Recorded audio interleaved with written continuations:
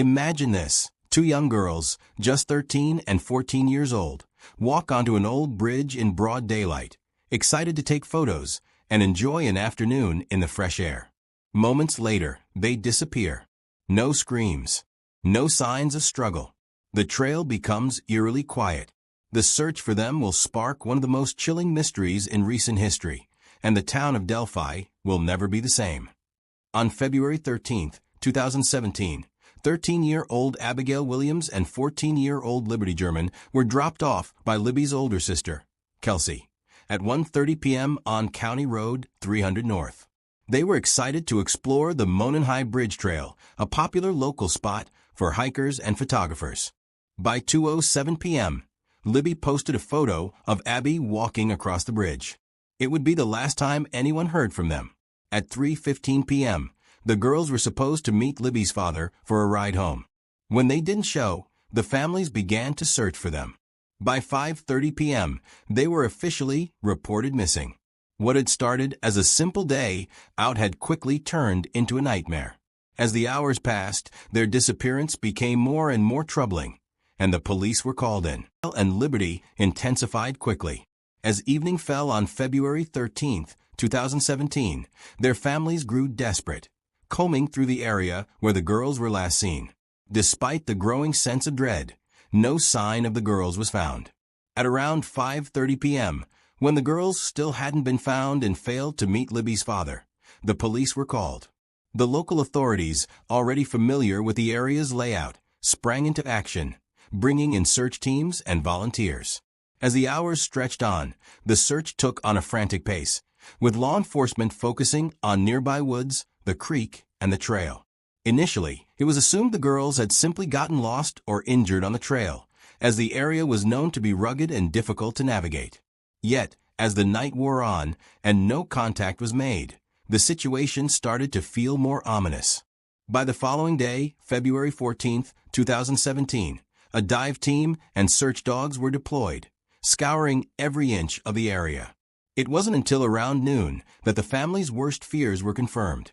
The bodies of Abigail Williams and Libby German were found on the north bank of Deer Creek, approximately half a mile east of the Monon High Bridge.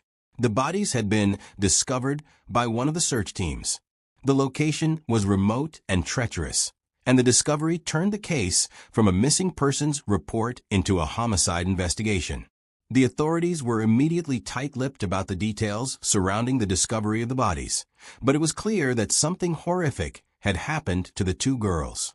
The entire town of Delphi was left in shock, and the search for answers was just beginning. The discovery of Abigail and Liberty's bodies marked the beginning of a focused investigation led by the Indiana State Police.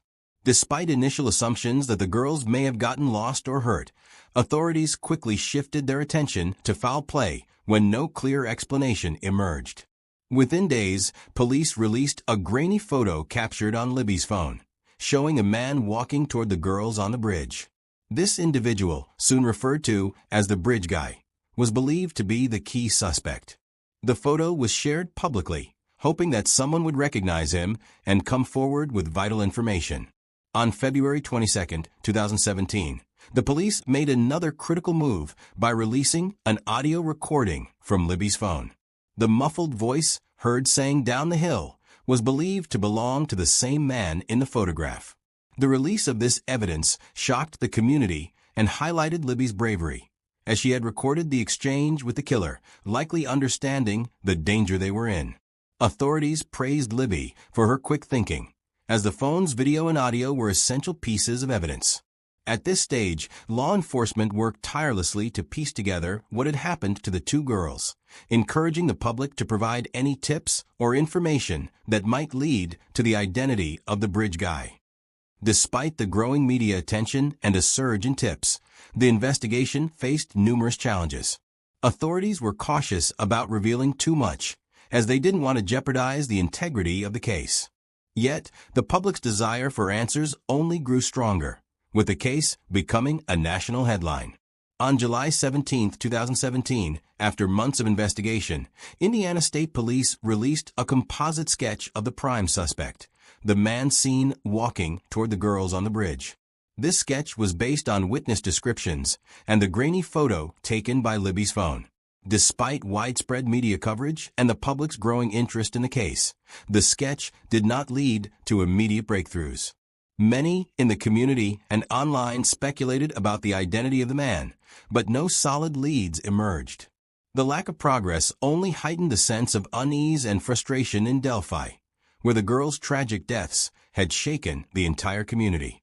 In 2019, nearly 2 years after the murders, the investigation took a new direction. Law enforcement released an updated composite sketch, which suggested that the suspect was someone familiar with the Delphi area.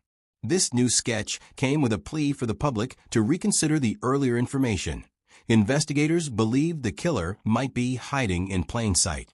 The authorities also appealed to those who may have seen the man or the girls near the Monon High Bridge on the day of the murder.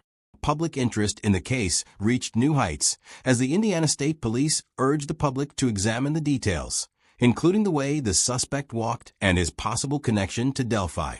Investigators were now convinced that the perpetrator was someone who had either lived or worked in the area, or had some other connection that made him familiar with the location. They continued to ask the public for tips, especially anyone who had seen an abandoned vehicle near the Hoosier Heartland Highway on the day of the murders, hoping to close in on the killer. The case remained unsolved, but law enforcement's shift in focus brought new attention and revived hopes for a breakthrough. In September 2022, a crucial break in the case came when a previously misfiled tip was rediscovered. This tip had been submitted shortly after the murders, but had been mistakenly marked as cleared. The tip mentioned Richard Allen, a local resident, who had reportedly been on the Monon High Bridge trail on the day of the murders. Upon revisiting the tip, investigators found that Allen's statement about his whereabouts seemed inconsistent, and it sparked renewed interest in him as a suspect. On October 26, 2022, Richard Allen was arrested and charged with the murders of Abigail Williams and Libby German. His arrest came after years of dead ends and public appeals. The case, which had gripped the nation, had finally progressed with the identification of a suspect. Evidence against Allen was damning. A .40 caliber unspent bullet, found near the victims, was later confirmed to have come from a gun Allen owned.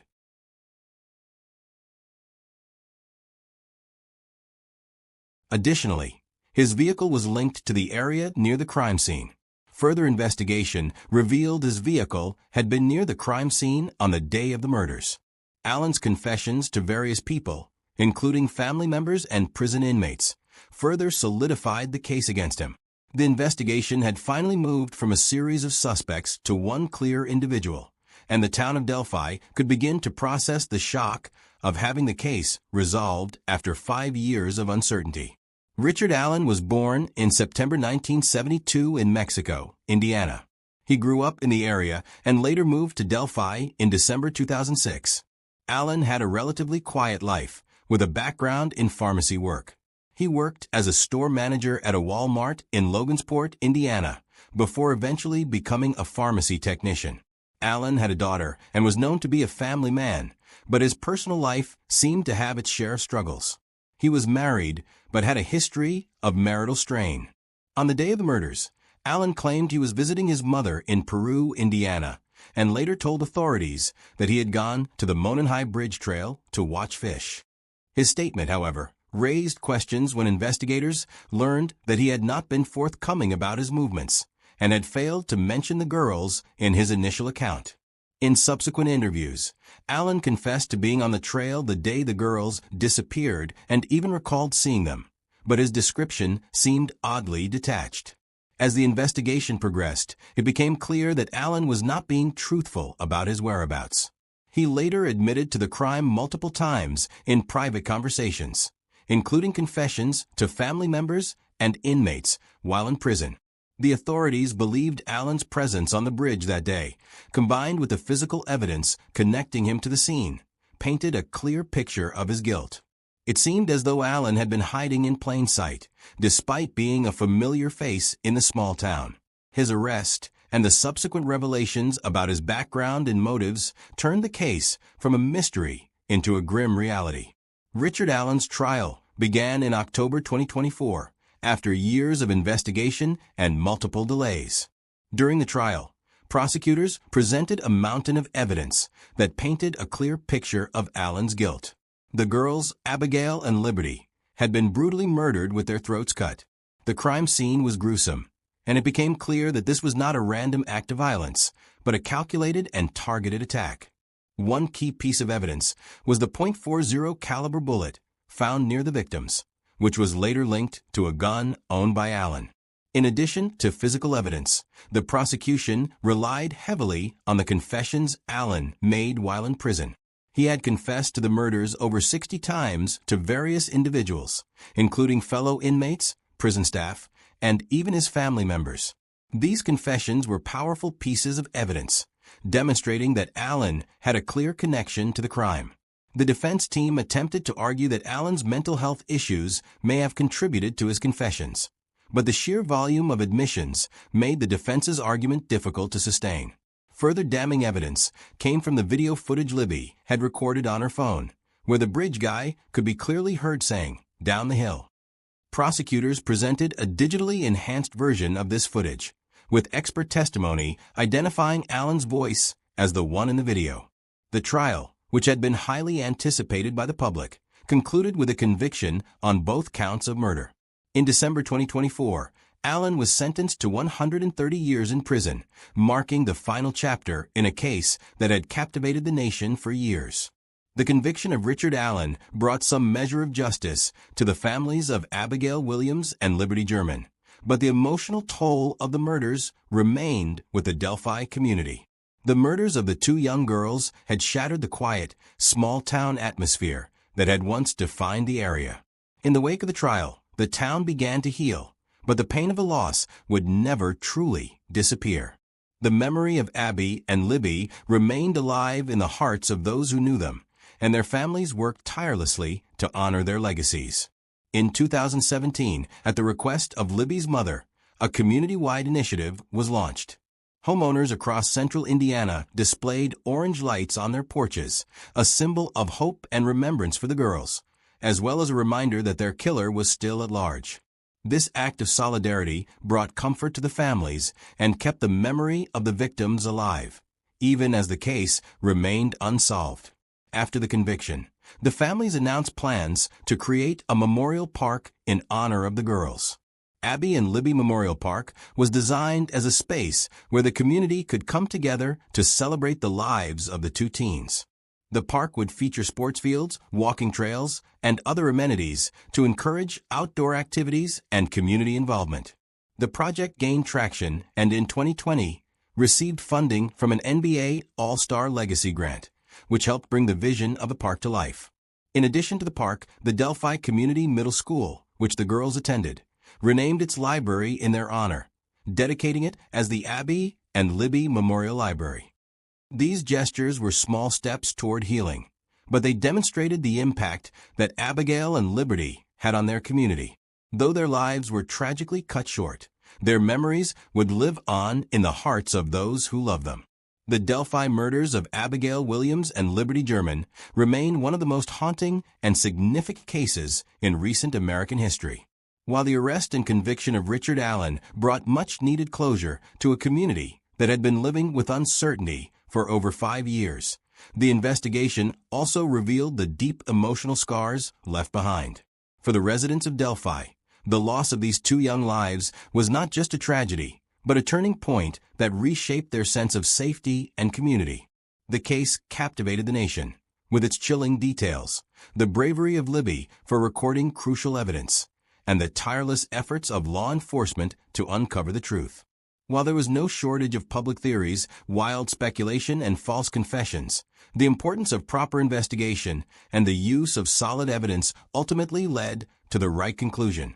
The case demonstrated the power of modern technology, like Libby's phone, to play a pivotal role in solving a crime.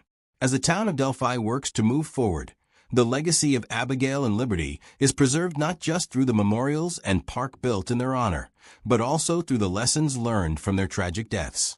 The importance of community, the value of vigilance, and the role of justice are now central to the story of these two girls, whose lives were tragically stolen far too early.